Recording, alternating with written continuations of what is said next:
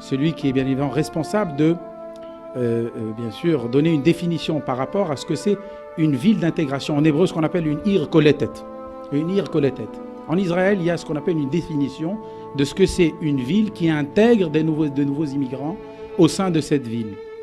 Donc la définition, elle est tout simplement juridique d'une loi, je pense, qui est très archaïque, qui est de 1950 et quelques, et bien sûr qui a été définie par le ministère de l'Intérieur. Et c'est une définition plutôt qui est historique et inchangeable. Vous savez, au niveau de la loi, lorsque la loi a été votée en 1950, elle n'a pas été changée depuis. Et se trouve-t-il qu'au sein de cette loi, Netanya ne fait pas partie tout simplement de cette ville qui fait partie bien évidemment de Ir Koletet, de ville d'intégration. Voilà l'origine du problème qui est cela.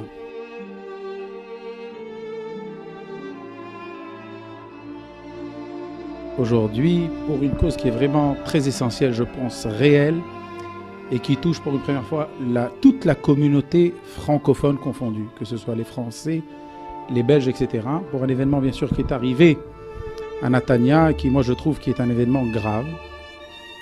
Et tel que Fredo vient nous l'expliquer, au jour d'aujourd'hui, ce que la mairie essaye de faire, c'est tout simplement d'essayer de renvoyer des employés qui ont travaillé au service des francophones à Netanya, bien évidemment qui ont accompagné des familles de Olim Khadashim à Netanya. Elle veut tout simplement, cette mairie, arrêter tout ce filon qui a été fait pendant plusieurs années.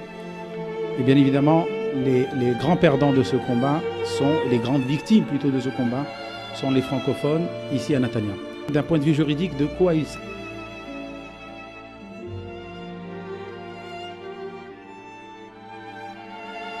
15 par exemple.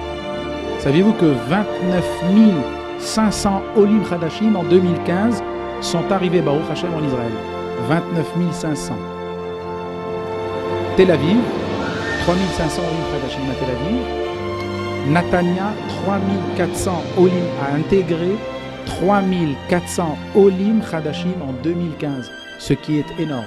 Ce sont des données que moi j'ai sorties tout simplement du site du ministère de l'Intérieur. Vous imaginez, 3 400 nouvelles personnes sont arrivées à Netanya. Et bien moi je pose la question, quand ces 3 400 atterrissent à Netanya, ils se dirigent vers qui? Moi je savais qu'avant ils se diraient vers Fredo. Fredo, il recevait peut-être 3 400 coups de téléphone. Ils sont un petit peu perdus. En sachant, ne croyez pas que tous les francophones viennent, il y a une villa qui attend, etc., etc. Il y a une grande partie d'Olim Khadashim où ils ont besoin d'orientation. Ils ont besoin de savoir où ils vont intégrer leurs enfants, etc. Ils ont besoin de savoir est-ce qu'il y a des choses qui se passent pour eux. Ils ont besoin de savoir même d'un point de vue administratif comment toucher le chômage, comment ne pas payer l'Arnona pendant la première année.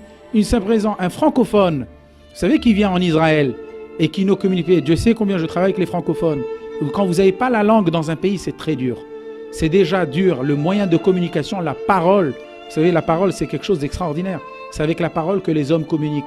Mais quand vous n'avez pas de parole, vous avez l'impression, vous pouvez être ce que vous étiez en France, vous avez une, entre guillemets, une infirmité quelque part. Vous ne pouvez pas communiquer, a fortiori, lorsqu'il s'agit d'une question d'administration, de remplir documents, etc. Donc tout ça, ça a été effacé.